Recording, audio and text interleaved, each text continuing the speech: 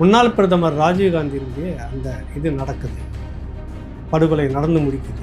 அடுத்த சில நாட்களில் நாங்கள் கேள்விப்படுற பேரில் முக்கியமான ஒரு பேர் சாவித்திரி கண்ணன்.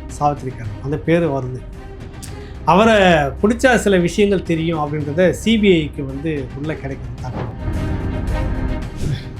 ராஜீவ்காந்தி எப்படியாவது பிரதமராக வந்துடுவார், இதை சான்ஸ் நிறைய க்ளோஸ்அப் எடுக்க போகிறேன் இன்னைக்கு அப்படின்னா. சரி எடுப்பா.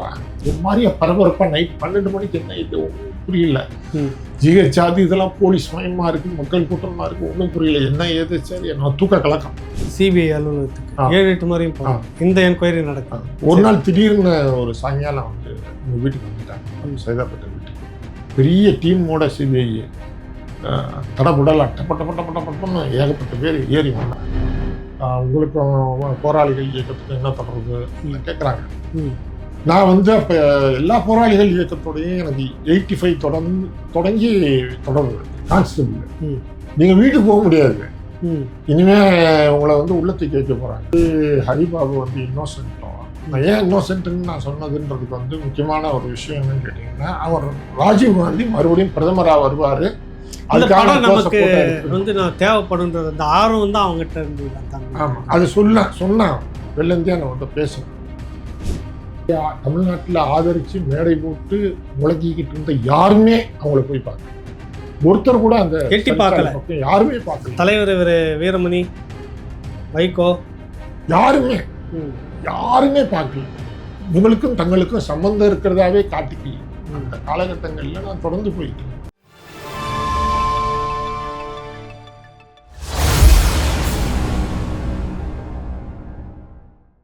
ராவணா உறவுகளுக்கு வணக்கம். சில மனிதர்களை நம்ம போகிற போக்கில் அப்படியே கடந்து போயிடுவோம், யாரோ எவரோ அப்படின்னு தோணும். ஆனால் அவருடைய கடந்த கால பணிகள் என்பது, வேலைகள் என்பது மிக பிரமிப்பாக இருக்கும். இன்றைக்கி இருக்கிற அந்த தலைமுறைக்கு இந்த மாதிரியான விடயங்கள்லாம் தெரியாது. போகிற போக்கில் அவர் ஏதோ ஒரு விதத்தில் எள்ளி நகையாடுவது, எழுதுவது, அல்லது வேறு ஏதோ ஒன்று பண்ணுவது, இப்படி எல்லா இடத்துலையும் நம்ம பார்த்துருப்போம். அந்த மாதிரி நான் அதிகம் வியந்த ஒரு மனிதர் சாவித்திரி கண்ணன், பத்திரிகையாளர். நாங்கள்லாம் பத்திரிகை துறைக்கு வந்தப்போ எங்களுக்கு கொஞ்சம் சீனியராக உள்ள களத்தில் அப்போ ஃபோட்டோ ஜேர்னல், அவரே புகைப்படம் எடுக்கணும், அவரே கற்று எழுதுவார். எல்லா பிரபலமான நபர்களுடையும் நெட்வொர்க்கில் இருப்பார். அன்னைக்கு ஊடகன்றது மிக பிரமிப்பான ஒரு இதுவாக இருக்கும். ஒரு நல்ல ஒரு நாகரிகமாக, ஒரு நேர்மையாக தலைவர்களும் அணுவார்கள், பத்திரிகையாளர்களும் அப்படி தான் அணுகுவாங்க. அப்படியாக களத்தில் இருந்த அவர்கிட்ட இன்றைக்கி நம்ம எடுக்க போகிற ஒரு விஷயம் உங்களுக்கெல்லாம் ஒரு பெரிய வியப்பாகவும் ஆச்சரியமாகவும் இருக்கும். பேசுகிறோம் வாங்க. வணக்கம் தோழர். வணக்கம். 1991 மே 21 ஸ்ரீபெரும்புதூரில் முன்னாள் பிரதமர் ராஜீவ்காந்தியினுடைய அந்த இது நடக்குது, படுகொலை நடந்து முடிக்குது. அடுத்த சில நாட்களில் நாங்கள் கேள்விப்படுற பேரில் முக்கியமான ஒரு பேர் சாவித்திரி கண்ணன். அந்த பேர் வருது. அவரை பிடிச்சா சில விஷயங்கள் தெரியும் அப்படின்றத சிபிஐக்கு உள்ளே கிடைக்கிற தகவல். நாங்கள் தெரிஞ்சுக்கிட்டதை பேசுகிறேன், எதுவும் மிகைப்படுத்தலை, எதுவும் பண்ணலை. அன்றைக்கி நான் எப்படி உள்வாங்கினோம், இன்றைக்கி நான் உரையாடுறேன். அதுக்கு பிறகு காலங்கள் நிறைய கடந்துருச்சு. சில நேரத்தில் உங்களை சந்திக்கிறப்ப அதை பற்றி பேசணும்னு தோணும், ஆனால் வாய்ப்பு இல்லாமல் தள்ளி போயிட்டு இருந்தது. இன்றைக்கி பேசி ஆகணுன்றதுக்காக அதை பேசுகிறோம். அன்றைக்கி அந்த சம்பவங்கள் என்ன நடந்தது, சிபிஐ உங்கள்கிட்ட எப்படி வந்தது, நீங்கள் எப்படி விசாரணைக்கு உள்ளாகிறீங்க? அதாவது சொல்கிற மாதிரி அது அந்த காலகட்டம்ன்றது எனக்கு தெரிஞ்சு 1983 இலங்கை தமிழர்களுக்காக இலங்கையில் போராடிக்கிட்டு இருக்க நம்ம ஏதாவது ஒரு உதவி செய்யணுன்ற உணர்வு அன்னைக்கெல்லாம் தமிழ்நாட்டில் இளைஞர்கள் மத்தியில் ஒரு பெரிய பேரெழுச்சியாக இருந்தது. எல்லாரும் மத்தியிலும் இருந்தது. எல்லாரும் நாங்களாம் இயக்கத்துக்கு பின்னாடியே போயிட்டோம், ஒரு 7-8 ஊருக்கு போயிட்டோம். அப்போ அவங்க சம்மந்தமான கண்காட்சிகளை நடத்துறது, அவங்களுக்கு ஏதாவது சின்ன உதவிகளை பண்ணுறது, அந்த மாதிரியான ஒரு தன்மை இருந்துச்சு. 85 நான் பத்திரிகை துறைக்கு வர்றேன்.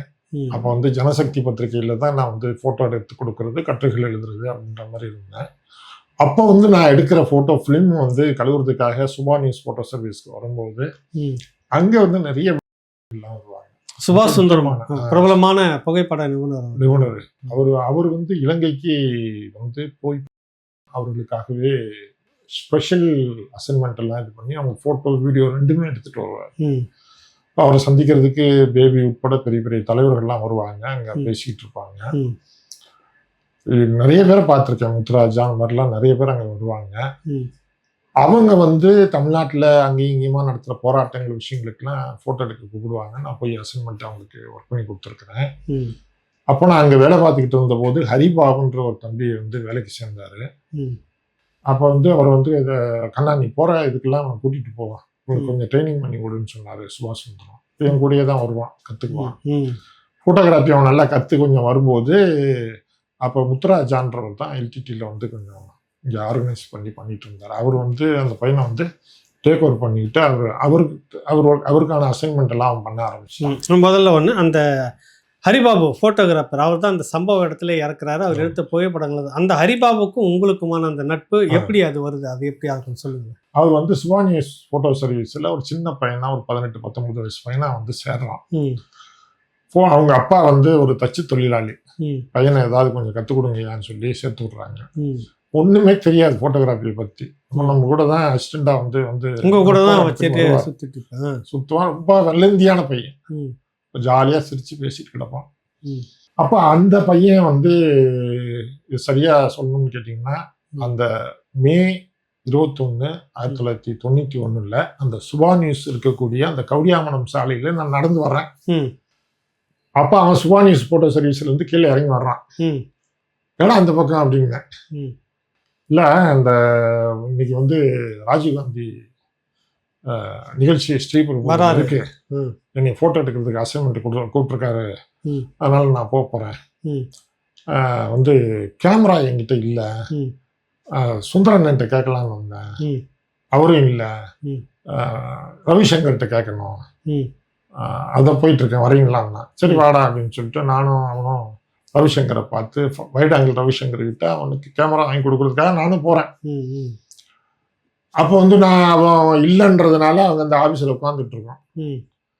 வைட் ஆங்கிள் ரவிசங்கருடைய ஆமாம் ஆஃபீஸில் உட்காந்துட்டு இருக்கோம்.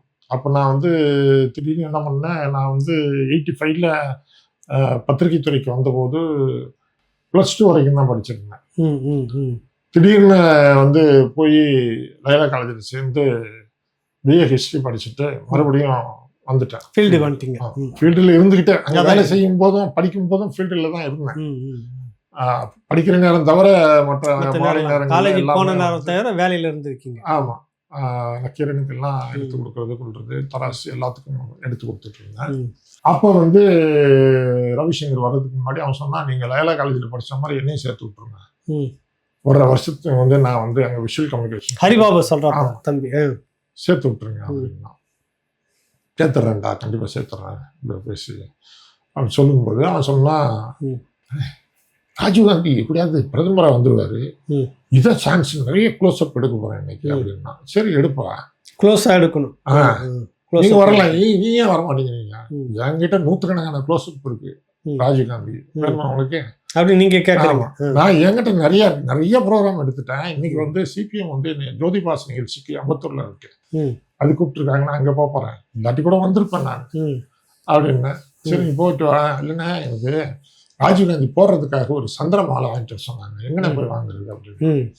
உங்களோட காலிகிராஃப்டில் வாங்கினா நல்லா இருக்குண்டா அப்படின்னு வாங்கிட்டு போனான்.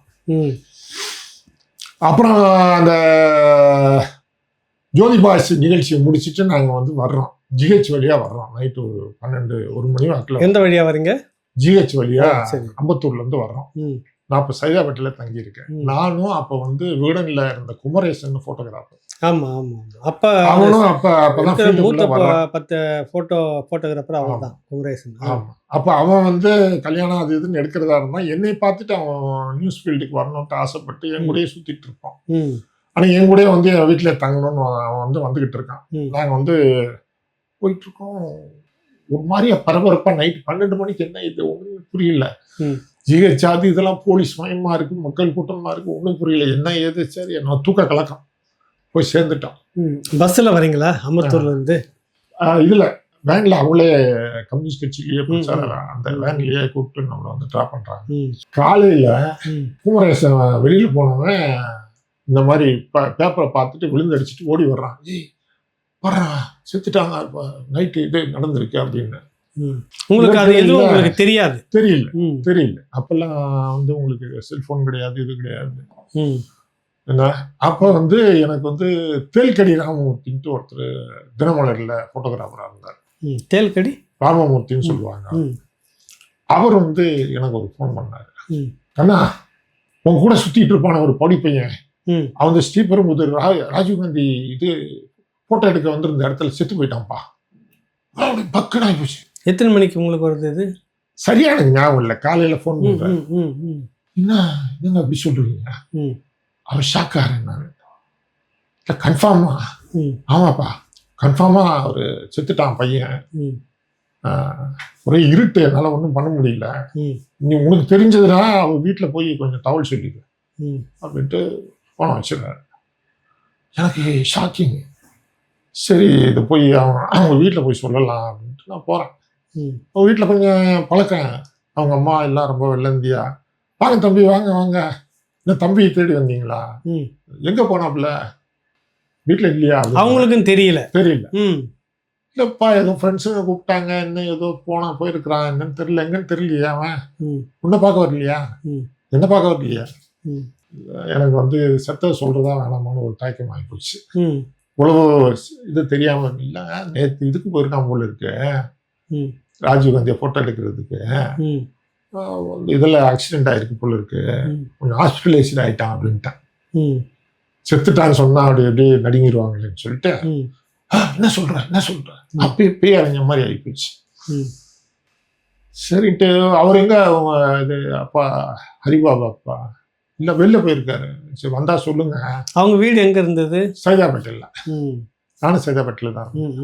அப்போ நான் என்ன பண்றேன், நேராக எக்மோர் கமிஷன் ஆஃபீஸ்க்கு வர்றேன். இந்த மாதிரி நேற்று இது நடந்தது, பாடி எல்லாம் எங்கே இருக்கு, அங்கே இருக்கா இங்கே இருக்கா, நீங்கள் போய் பாருங்க, ஜிஹெச்சில் போய் பாருங்க அப்படிங்கிறாங்க. ஜிஹெச்சில் போய் நான் வந்து திறந்து தர சொல்லி பணவாரியை தேட்டுறேன், ஹரிபாபு போட்டோ இதாக இருக்கான்னு.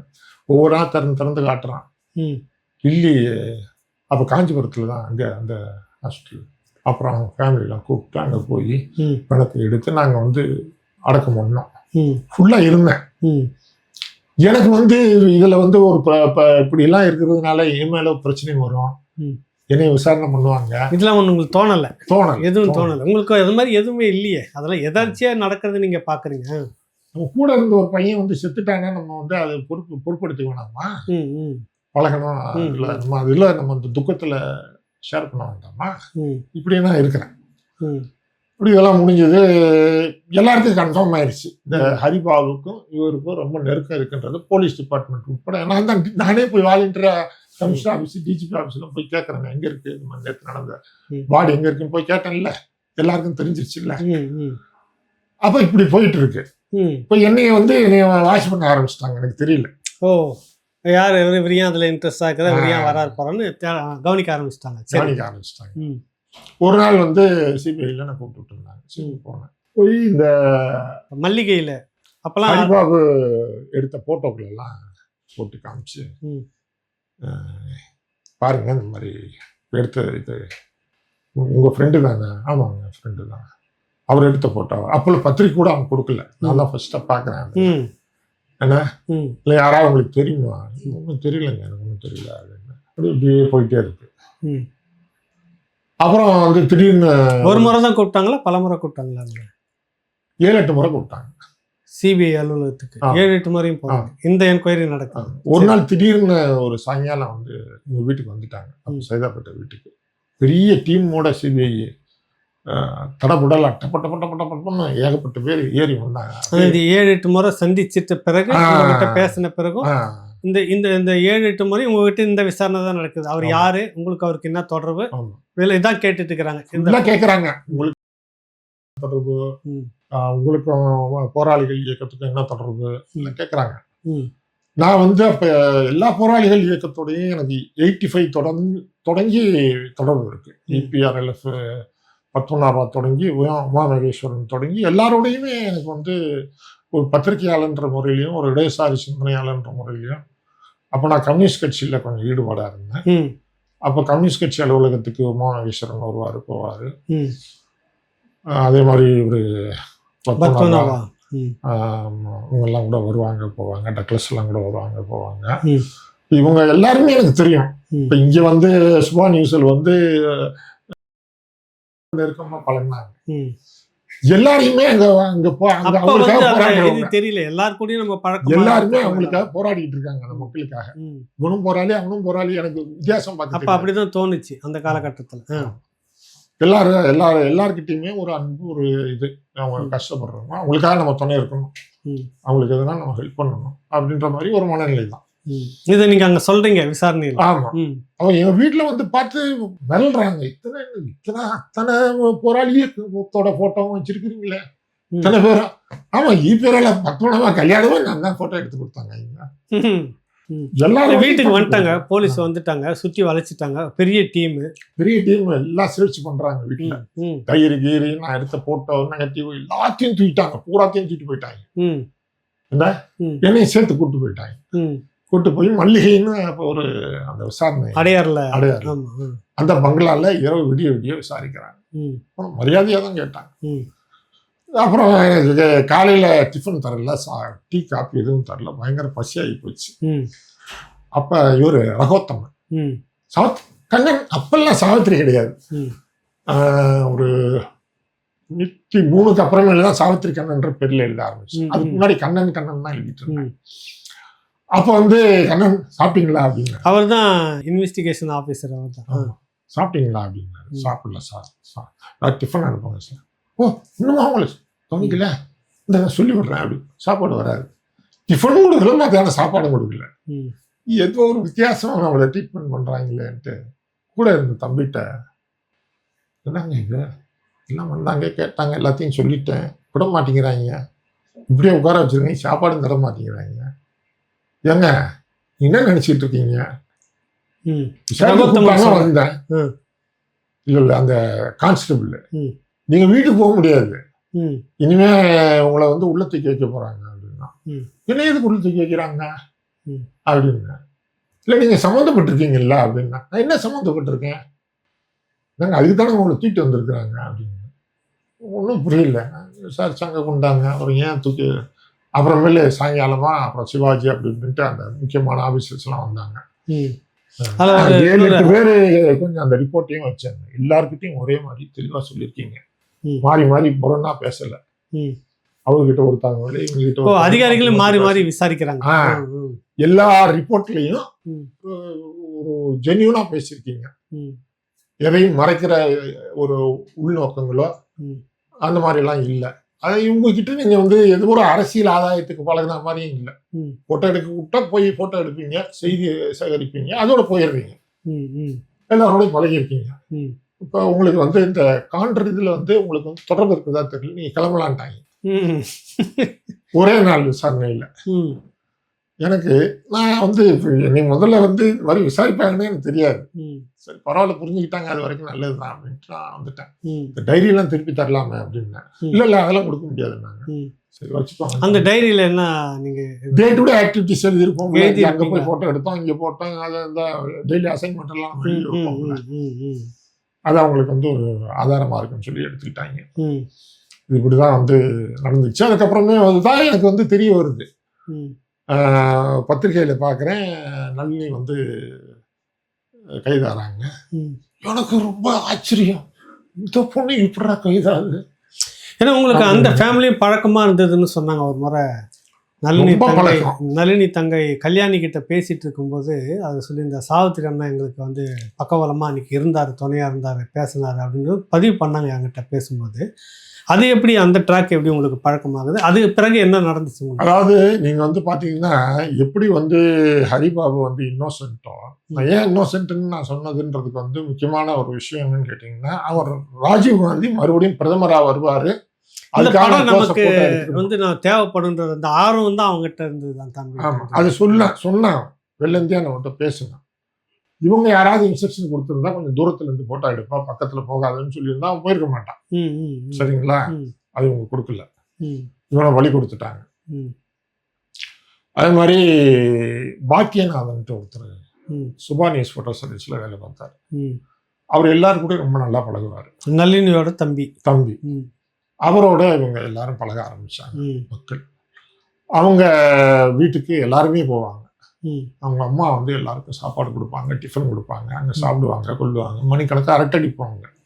எல்லாருமே போவோம் வருவோம். இப்போ இந்த மாதிரி போராளிகள் எல்லாம் அவங்க வந்து அந்த சாப்பாடு போட்டு கல்யாணி கவனிச்சிருப்பாங்க. ஆஸ்பத்திரியில அவங்களுக்கு ஒரு குவார்டர்ஸ் கொடுத்துருந்தாங்க. ம், டாக்டர் ராதாகிருஷ்ணன் அவர்கள். ம், அங்க போகாத போராளிகளே கிடையாது. ம், அத்தனை பேர் வருவாங்க. அறிவும் அங்கதான் கிடப்பான். ம், ம், ம், அறிவும் அவனும் இன்னோசென்ட் பையன் தான். ம், ம். இந்த ஃப்ளாஸ்கில் நான் பேட்டரி போடுறத பார்த்துட்டு இது என்னென்ன, இது இப்படி போடணுமா அப்படி போடணுமா, அதுவே தெரியாது அவனுக்கு. ம், ம். ரொம்ப இன்னோசென்ட். அவனுக்கு வந்து அவங்க அப்பா அம்மா வந்து திராவிட கழகத்தில் பெரியாருடைய கொள்கை பற்றாளர்கள். ம். அன்றைய வந்து பெரியார் இயக்கம் திராவிட இயக்கம் வந்து மிக தீவிரமாக சப்போர்ட் பண்ணாங்கன்றதுனால இந்த ஃபேமிலியும் சப்போர்ட் பண்ணாங்க. அவ்வளோதான். ம், ம். அவங்க வந்து அதில் சம்மந்தப்பட்டாங்கன்னு விடுதலையில் வந்து கட்டம் கட்டி உங்களை தொடர்பு கொள்ளாதுன்ட்டு இது பண்ணி விட்டாங்க. அந்த குடும்பத்தையே தொடர்பு எடுத்துக்காங்க. எந்த குடும்பத்தையே? அறிவு அறிவு குடும்பத்தை. ஆமா, விடுதலையில. விடுதலையில் ஆனா அவங்க திராவிட இதெல்லாம் கழகத்துல வராதீங்க இருக்காங்க. நம்ம அற்புதம் அம்மாவை இது இந்த பக்கம் பெரியார் திடல் பக்கம் வராதீங்க அப்படின்ட்டாங்க. ம், இதெல்லாம் வந்து எனக்கு பெரிய ஷாக்கிங்கா இருக்கு. ம், இப்போ இந்த நல்ல விஷயம் நான் கேள்விப்பட்ட உடனே எனக்கு பெரிய ஷாக்கிங்கா இருந்தது. அப்போ வந்து நான் யோசித்து பார்த்தேன், இது என்ன இந்த ஃபேமிலி வந்து அவங்க அப்பா வந்து ம். நளினியோட ஃபாதர் வந்து ஒரு ஒரு போலீஸ்காரர், அவருக்கு வேற ஒரு மனைவி இருக்கிறாங்க. இந்த குடும்பத்தை அவர் சரியா பார்க்கல. ம். இந்த பொண்ணு தான் வந்து தலையெடுத்து வந்து கொஞ்சம் சம்பாரிச்சிட்டு இருந்துச்சு. இந்த பையன் கொஞ்சம் சம்பாரிச்சுக்கிட்டு இருந்தா, அந்த அம்மா நர்ஸா இருந்தாங்க. அந்த குடும்பம் வந்து ஓரளவுக்கு இப்பதான் தலை எடுக்க ஆரம்பிக்குது. ஆரம்பிச்சுக்கிட்டு இருந்தது. ம். இந்த பொண்ணு கல்யாணி அப்பதான் நர்சிங் இதை படிச்சுட்டு கார்பரேஷன்ல வேலையில கிடைச்சிருந்தது. அப்படி ஒரு சூழல்ல இருக்குது. ம், இந்த சூழல்ல இந்த குடும்பம் இப்படி மாட்டிக்கிச்சு அப்படின்னு எனக்கு ஒரு வருத்தம். ம், நான் வந்து இந்த சம்பவம் நடக்கிறதுக்கு ஒரு மாசம் 2 மாசமா அவங்களோட தொடர்பு இல்லாமல் இருந்துட்டேன். பிஸியான ஒரு ஷெட்யூலில், ஃபோட்டோ ஜேர்னலிஸ்டில் ரொம்ப பிஸியாக இருந்த ஷெட்யூலில் அவங்க வீட்டுக்கு போக முடியல. அதனால எனக்கு வந்து அந்த சிவராசனுடையோ தனுவோடையோ நேரடியாக தொடர்பு இல்லை. நான் அவங்கள பார்த்ததும் கிடையாது. ம், ம், ஒருவேளை நான் போயிருந்தேன்னா அவங்கள சந்திச்சிருக்கிறதுக்கு வாய்ப்பு இருக்குது. ம், அந்த மாதிரி சந்திக்கிறதுக்கு வாய்ப்பு இல்லாமல் போயிடுச்சு. ம், அப்போ நான் வந்து இவங்க என்ன நாங்கள் ஏதானாங்க யாரும், ஏன்னா இவங்களுக்கு வந்து சொந்தம்னு யாரும் கிடையாது, ஃப்ரெண்ட்ஷிப்னு யாரும் கிடையாது. ம், இந்த உலகத்தில் வந்து அவங்கள நம்ம சந்திக்க போகாட்டி சந்திக்கிறதுக்கு ஆளே கிடையாது. ம், மற்றவங்களுக்கெல்லாம் ரத்த உறவு போய் சந்திப்பாங்க, இவங்களை அவங்க அப்படி கூட சந்திக்கிறதுக்கு ஆள் இல்லை. அப்போ நம்ம போய் ஒரு துணையாக இருக்கணும்னு தோணுது, மனசுல தானே தோணுது. ம், அப்போ நான் வந்து போகிறேன். ம், அவங்கள செங்கல்பட்டில் போய் பார்த்துருக்கேன், ம், குந்தமல்லியில் போய் பார்த்துருக்குறேன். ம். இந்த மாதிரி அவங்க எங்கெங்கெல்லாம் நளினி ஃபேமிலி. ஆமாம், ம், நான் போய் பார்த்துருக்குறேன். ம், அப்போ வந்து ஒரு ஆறுதலாக வந்து ம். கொஞ்சம் நேரம் பேசிட்டு வருவேன். ம், இப்போ இவங்க நிறைய செக் பண்ணுவாங்க. ம், நீ அவங்களுக்கு என்ன சொந்தம், ம், உனக்கு ரத்த உறவா, ஏன் வர்ற, ம், அப்படி என்ன பழகி இருக்கிற, உனக்கு இந்த இதில் என்ன சம்மந்தம் இருக்கா, உடனே நாங்கள் ஏதாவது இன்வெஸ்டிகேஷன் பண்ணுவோம், சம்மந்தமா அப்படி இப்படிலாம் கேட்பாங்க. கேட்பாங்கன்றத விட அது ஒரு விதமான மிரட்டலும் கூட. ஆமாம். ம். இல்லை ஏங்க மனிதாபிமானத்துக்கு வந்து பார்க்குறேங்க, பழகினவங்க இந்த மாதிரி கஷ்டப்படுறாங்களேன்னு வந்து பார்க்குறேங்க, இதில் என்னங்க இருக்குது ம், அப்படின்னு சொல்லிட்டு நான் 8-10 முறை போயிருப்பேன்னு வச்சுக்கோங்க. ம், நான் போய் பார்க்குற நேரத்தில் அந்த அன்னைக்கு அந்த காலகட்டத்தில் தமிழ்நாட்டில் ஆதரித்து மேடை போட்டு முழங்கிக்கிட்டு இருந்த யாருமே அவங்கள போய் பார்க்கல. ஒருத்தர் கூட அந்த எட்டி பார்க்கல. பக்கம் யாருமே பார்க்கல. தலைவர் வீரமணி, வைகோ, யாருமே ம், யாருமே பார்க்கல. இவங்களுக்கும் தங்களுக்கும் சம்பந்தம் இருக்கிறதாவே காட்டிக்கல. அந்த காலகட்டங்கள்ல நான் தொடர்ந்து போயிட்டு இருந்தேன். அது எல்லாரும் நம்மளை சந்தேகப்படக்கூடாது, நம்ம கிட்ட வந்து விசாரணை வந்துடக்கூடாதுன்னு அச்சப்பட்டுக்கிட்டு இருந்த ஒரு காலகட்டமாக இருந்தது. ம், யாரு சிறு துளி சந்தேகம் வந்தாலும் தூக்கிட்டு போய் அவங்க விசாரிக்க தயாரா இருந்ததுனால நடுங்கிட்டு இருந்த காலகட்டம். ம், எனக்கு அந்த யோசனையே இல்லை. ம், பழகிருக்கிறோம், போய் பேசுறேன், அவ்வளவுதான். அதுக்கு மேல நான் சிந்திக்க தயாரா இல்லை. ம், இப்படியா தொடர்ச்சியா போயிட்டு இருந்தேன். ம், அப்புறமேல் வந்து இந்த 8 பேர் தவிர்த்து ம்.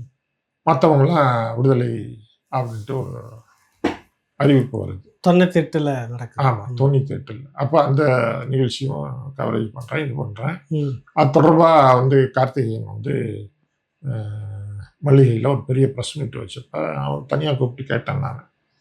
ம். வணக்கம் சார். கண்ணன் சொல்லுங்க கண்ணன். அந்த அந்த எஸ்ஐடி சிறப்பு புலனாய்வு குழுவுடைய தலைவராக இருந்த ஐபிஎஸ் கார்த்திகேயன். ம், சார், நீங்கள் ஒரு பெரிய தலைவர் வந்து இதாக இருக்காரு, ம், நிச்சயமாக யாராவது பண்ணை தான் அவர் வந்து செத்துருக்காரு. ம், செஞ்சவங்க இறந்துட்டாங்க. ம். இவ்வளோ பெரிய நெட்வொர்க் வச்சுக்கிட்டா செய்வாங்க. ம். இத்தனை பேரை தண்டிக்கிறீங்களே. எனக்கு தெரிஞ்சு இவங்கெல்லாம் வந்து அப்பாவிங்க சார். ம். என்ன ம். ஒரு சிலரை இது பண்ணிட்டு இத்தனை பேரை வந்து உள்ள வச்சிருக்கீங்களே, ம். எதுக்காக அந்த மாதிரி பண்றீங்க அப்படின்னு. கேட்டீங்க இதை ஆமா அவர்கிட்ட கேட்டீங்க? ஆமா, ம். எதுக்காக அந்த மாதிரி பண்றீங்க? நீங்க தான் விசாரிச்சுங்க, உங்களுக்கு தெரியாதா? இவங்க பல பேர் சம்மந்தம் இல்லைன்னு உங்களுக்கு தெரியாதா? ம். அப்படின்னு. கேட்குறீங்க இந்த ஆமா, வார்த்தை? ஆமா. அதுக்கு சொன்னாரு, இதை நீ பர்சனலா கேட்குறியா இல்லாட்டி நீ வந்து பத்திரிகையில் எழுத கேட்குறியா அப்படின்னாரு. ம். பர்சனலாக தான் கேட்குறாங்க. ம். நான் ஒன்று சொல்கிறேன் கேளு. ம். தமிழ்நாட்டில் இந்த மாதிரி இந்த தமிழ் அப்படி இந்த தனித்தமிழ்நாடு, ம். இந்த தனித்தமிழ்நாடு உருவாக்கம், இது மாதிரியான சிந்தனை போக்கு வந்து வளர்ந்துக்கிட்டு இருக்குன்ற ஒரு அச்சம் வந்து சென்ட்ரல் கவர்மெண்ட்டுக்கு இருக்கு. ம். அதனுடைய வெளிப்பாடாக அந்த மாதிரியான குரல்கள் எழக்கூடாதுன்னு ஒரு ஸ்ட்ராங்கு நடவடிக்கை எடுக்கணும்ட்டு நினைக்கிறாங்க. ம். அந்த அடிப்படையில் வந்து இப்போ எல்லாரையும் வந்து நாங்கள் வந்து இந்த மாதிரி ஒரு தீர்ப்பு ம். நிச்சயமா இது அவங்க மேல்முறையீடு பண்ணுவாங்க. அடுத்து எல்லாருமே ரிலீவ் ஆவாங்க. அது ஒன்றும் பிரச்சனை இல்லை. ம். சொல்றாரு இந்த வார்த்தையை. ஆமா, ஆமா. ம். முதல்ல கொஞ்சம் பேர் தான் ரிலீவ் பண்ணாங்க. 8 பேர் என்னமோ ரிலீவ் ஆமா, பண்ணாங்க. சரியா ஆமா, ஞாபகம் இல்லை எனக்கு. 26 பேர்ல எல்லாருமே விடுதலை, 18 பேர் விடுதலை, 9 பேரை என்னவோ ஆமா. அப்ப வந்து அவங்கெல்லாம் பெருசா சம்மந்தம் இல்லையே அப்படின்னு சொல்லும்போது சொன்னாப்புல, இவங்க எப்படி மேல்முறையீடு போவாங்க? மேல்முறையீடு போனாங்கன்னா ஒரு சிலர் தவிர மற்றவங்க எல்லாரும் ரிலீஃப் ஆயிடுவாங்க. கரெக்ட். இங்கே 26 பேருக்கு தண்டனை கொடுத்தாங்க சிறப்பு நீதிமன்றத்தில். ஆமா. மேல்முறையீடுல தான் வந்துட்டு 7 அதுதான் பேர் தான் அதில், மீதி எல்லாருமே விடுதலை. 19 பேர் அதுதான் விடுதலை, 7 பேர் தான் அதில் தண்டனை. 7 பேர்ல 3 பேருக்கு தூக்கு, 4 பேருக்கு ஆயுள். கரெக்டுங்களா? இல்ல சார், ம். நீங்க ம். முதல்ல விடுதலையானவங்க ரொம்ப கம்மியான பேர். அதான் கம்மியா, அதிகமா தண்டனை 26 பேருக்கு தண்டனை. 19 பேர் வந்து அப்ப வந்து சிறையில் இருந்தாங்க. ம். ஒரு 7 பேரும் என்ன முதல் விடுதலை ஆனாங்க. ம், ம். 8 வருஷம் தொடக்கத்து மேல 98 தீர்ப்புல நீங்க சொல்றீங்க. ஆமா. ஆமா. அதுக்கப்புறமேலு தான் வந்து நெடுமாறன் வந்து வழக்கு போட்டு நீண்ட நெடிய பயணத்துக்கு அப்புறமா அப்பதான் வந்துட்டு 19 பேர் விடுதலை, மீதி 7 பேர் தான் தண்டனைக்குள்ளாக்குறாங்க. ஆமா. அது வந்து அந்த ப்ராசஸை வந்து பண்ணி வந்து இவர் எடுத்துட்டு வர்றாரு. ம். இப்போ அவங்க எதிர்பார்த்தது தான். அதாவது கொஞ்சம் அச்சு எடுக்கணும், உடனே அவங்களை ரிலீஃப் பண்ணக்கூடாது, இழுத்தடிச்சு ரிலீஃப் பண்ணாதான் அடுத்து இந்த மாதிரி பேச மாட்டாங்க. ம். இந்த மாதிரி இலங்கை பிரச்சனையை பற்றி இங்கே அதிகமாக பேசக்கூடாது, ம். அதுக்கான குரல்களை இங்கே வந்து அனுமதிக்கக்கூடாது ம்.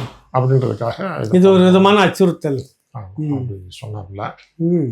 ஸோ அப்போ புரிஞ்சுட்டோம்னா கொஞ்ச நாள் கழிச்சு கோர்ட்டு கேஸுன்னு போய் அலைஞ்சு கொஞ்ச நாள் கழிச்சு இழுத்தடிச்சு ரிலீஃப் பண்ண போறீங்களா? ஆமாங்க, அப்படிதான் நடக்கும். இப்போ வெளியில் சொல்லிக்காதீங்க, ம். கேட்டீங்கன்றதுக்காக சொன்னேன் அப்படின்னாரு. சரி. ம். இப்போ இதில் என்னன்னு கேட்டிங்கன்னா, ம். இப்போ அந்த மாதிரி இவங்க இதாகி அப்புறம் ரிலீஃப் ஆகி வந்தாங்க. ம். ரிலீஃப் ஆகி வந்துட்டு பிற்பாடு எங்கே இருக்காங்க ஏது இருக்காங்கன்னு எனக்கு தெரியல. நான் தேடுறேன், எங்கே போனாங்க ஏது போனாங்க, இவங்களுக்கு தங்குறதுக்கு இடம் இல்லையே பாவம் ம். அப்படின்னு அவர் பாக்கியநாதன், அவங்க அம்மா பத்மா, அவங்க 2 பேரும் அப்போ ஒரு வழியாக தகவல் அவங்களும் இது பண்ணி அட்ரஸ் நளினி மட்டும்தான் உள்ளார அது தண்டனை கிடைச்சது. பாக்கியநாதனுக்கும் பத்மாவதி அம்மாவுக்கும் 8 வருஷம் சிறைச்சாலைக்கு பிறகு மேல்முறையீட்டில் விடுதலை. ஆமாம் ஆமாம். அப்போ வந்து அவங்க ஒரு வழியாக தேடி பட்டணப்பாக்கத்தில் இருந்தேன். அப்போ நான் என் வீட்டுக்கு வந்தாங்க. எங்கள் வீட்டுக்கு வந்து ஒரு 1.5 மாதம் எங்கள் வீட்டில் தான் தங்கினாங்க. பத்மாவதி அம்மாவும் பாக்கியநாதன்.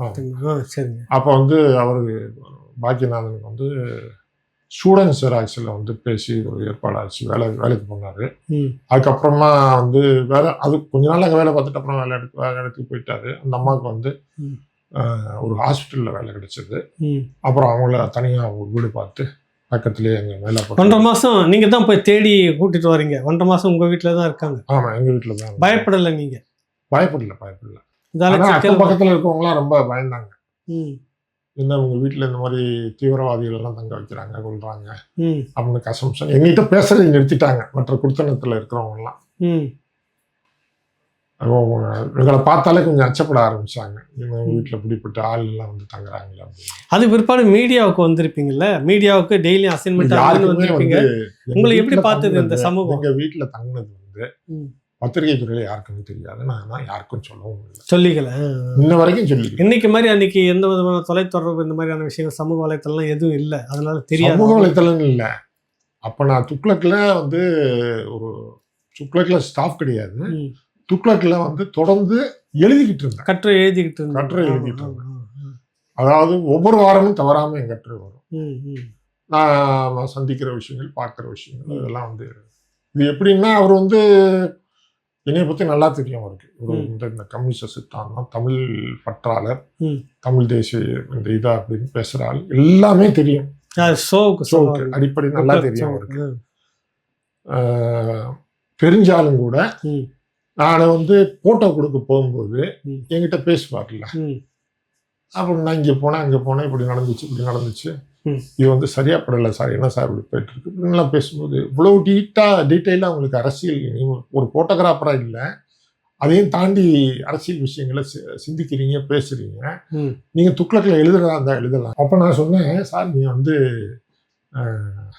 எனக்கு நீங்கள் வந்து எதிர்கருத்தாக இருக்கீங்க, என்ன நான் எப்படி உங்கள் இதில் எழுதுறது, தெரியும் உங்களுக்கு வந்து இந்த கம்யூனிஸ்ட பித்து இருக்குன்றது தெரியும், உங்களுக்கு 20 வயசுல எல்லாருக்கும் எல்லா இளைஞர்களுக்கும் அப்படி தான் இருக்கும், 40 வயசுக்கு அப்புறமேல தான் ஒரு தெளிவு ஏற்படும். ஏன்னா உங்களுக்கு சமுதாயத்து மேலே அக்கறை இருக்கு, நீங்கள் வந்து போறீங்க கொள்றீங்க, அந்த மாதிரியான விஷயங்கள் எல்லாம் எடுக்கிறீங்க, அதைத்தானே எழுத போறீங்க, ஒப்பீனியனா நீங்கள் சொல்ல போறீங்க, நீங்கள் வந்து சமூக பிரச்சனைகளை பற்றி தானே எழுத போறீங்க, அதை நீங்கள் எழுதிக்கலாம், ஒன்றும் பிரச்சனை இல்லை, நான் அதில் வந்து உங்களை தலையிட மாட்டேன் அப்படின்னாரு. சரி, அப்போ நான் எல்லா அசைன்மெண்ட்டும் எல்லா பிரச்சனைகளையும் நம்ம வந்து பார்க்கறதுனால அரசியல் சம்பந்தமான பெரும்பாலும் ஒரு மக்கள் பிரச்சனைகளை வந்து ஜனசக்தி காலத்தில் நிறைய எழுதுனதுனால, ஏன்னா அப்பவே வந்து ஜவுளி தொழிலாளர்கள் பிரச்சனை, நெசவு தொழிலாளர்கள் பிரச்சனை, விவசாயிகள் பிரச்சனை எல்லாத்தையும் உட்காந்து எழுதிட்டு கிடப்பேன். அது மாதிரி வந்து இப்போ ஃபீல்டு ஒர்க்கு ஃபோட்டோவோட நம்ம வந்து எழுதுறதுக்கு ஒரு களம் கிடச்சிச்சா நல்லா இருக்கு. அது வெகுஜன பத்திரிக்கையாக இருந்தால் நல்லா இருக்கும். ஜனசக்தி எத்தனை பேர் படிக்கிறாங்க, இது கொஞ்சம் அதிகமான மக்களை போய் ரீச் ஆகிற மாதிரி இருக்கு, பிரபலமாகவும் இருக்கு. அப்போ அந்த காலகட்டத்தில் இவர் இப்படி சொல்றாரு, நம்ம 1-2 எழுதி கொடுத்தா அப்படியே போட ஆரம்பிச்சார். அதுக்கு முன்னாடி நான் தராசு நக்கீரனுக்குலாம் எழுதி கொடுத்தா, நான் எழுதி கொடுத்தது கொஞ்சம் மாற்றம் பண்ணி எடிட் பண்ணி போடுவாங்க. அதை எனக்கு சுருக்கி போடுவாங்க. சுருக்கி போடுறது மட்டும் இல்லை, 2 வரி மாற்றி அவங்க சொந்தமாக சுருக்கியும் போடுவாங்க. எனக்கு ஷாக்கிங்காக இருக்கு. நான் எழுதுறேன், நான் என்கிட்ட கன்சல்ட் பண்ணாமல் எழுதி போடுவாங்க, இப்படி யோசிப்பேன் நான். அப்புறம் எழுதுறது கூட அதுன்னு அவன் வந்து அப்படியே இதாக இருந்தேன். அப்புறம் இவர் கேட்குறாரே கொடுத்து பார்க்கலாம்னா ஒரு வரி கூட மிஸ் ஆகாமல் வரும். இதில் அது ஏதாவது ஆட்சேபனை இருந்தால் அவரை கூப்பிட்டு பண்ணுங்க, இந்த வரி நான் எடுத்துடலாங்க, தப்பா நினைக்காதீங்க அப்படின்பாரு. இந்த அளவுக்கு ரெஸ்பான்ஸ் கொடுக்குறாரு அப்படி எனக்கு எழுதுறதுல ஒரு ஆர்வம் வந்துருச்சு. சொல்லுவார் இது வந்து கொஞ்சம் இதா இருக்கு, நம்ம இதை எடுத்துடலாமா அப்படின்பாரு. எடுத்துருங்க சார் அப்படின்னு. இப்போ அந்த அளவுக்கு ரொம்ப ரெஸ்பான்ஸ் கொடுக்குறாருன்றதுக்காக என் வீட்டில் அவங்க தங்கியிருந்த காலகட்டத்தில் நான் துக்ளக்கில் எழுதிட்டு இருக்கேன். தெரியாது அவருக்கு, யாருக்கும் தெரியாது.